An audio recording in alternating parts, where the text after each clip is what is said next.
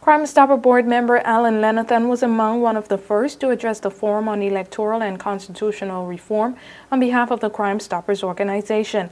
Lenathan brought several aspects of national safety that need to be addressed in the Turks and Caicos Islands to the Forum. Point 1. The rights of victims and potential victims of crime need to be addressed urgently. This could be accomplished through a review of and modernization of laws dealing with sentencing guidelines, juveniles, sexual offenses, domestic crime, crime involving weapons, etc. Prison conditions. Rehabilitation facilities for the mentally ill and those addicted to drugs and alcohol need to be reviewed and modernized. There must be improved cooperation and communication between the government and law enforcement agencies concerning persons deported back to the TCI after imprisonment for crimes committed elsewhere, many of which were violent. The government or law enforcement must implement a website describing repeat offenders or career criminals and a register of sex offenders. The Florida Department of Law Enforcement website describes one registered sex offender currently living in Providenciales.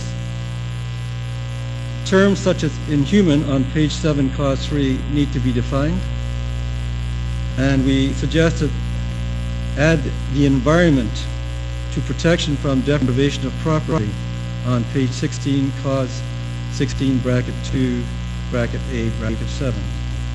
Lenathan further highlighted specific sections of the Constitution that need to be reviewed and reconstructed. Point 1.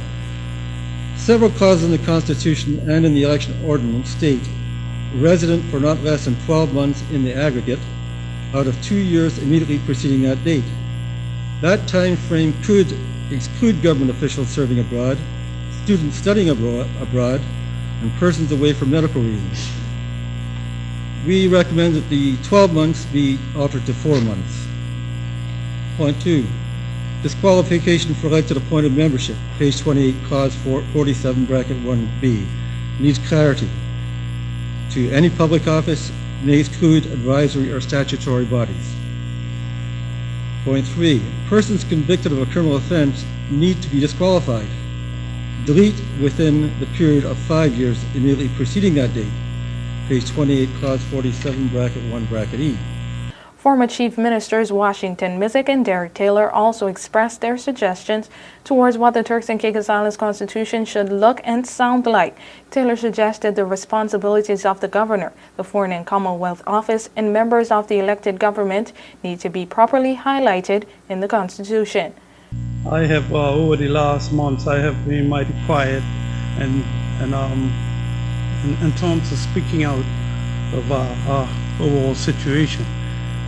The oversight that Her Majesty's government must play, or should have been playing, and dealing with the government of the Turks and Caicos Islands as in any of the overseas territory, those responsibility that will help us to progress, that would point us in the right direction.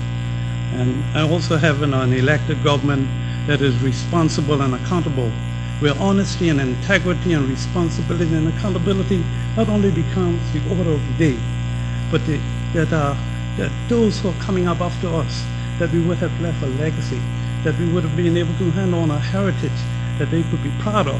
I tend to say that Turks and Caicos had an opportunity to learn from the mistakes of others as well as learn from our own mistakes.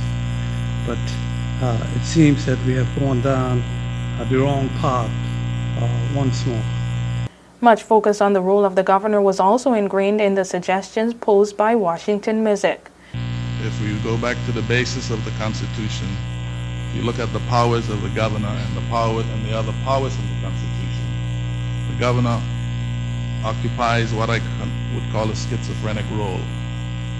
I know that's a medical term, but I deliberately used it because he is able to, empowered by the Constitution, to exercise,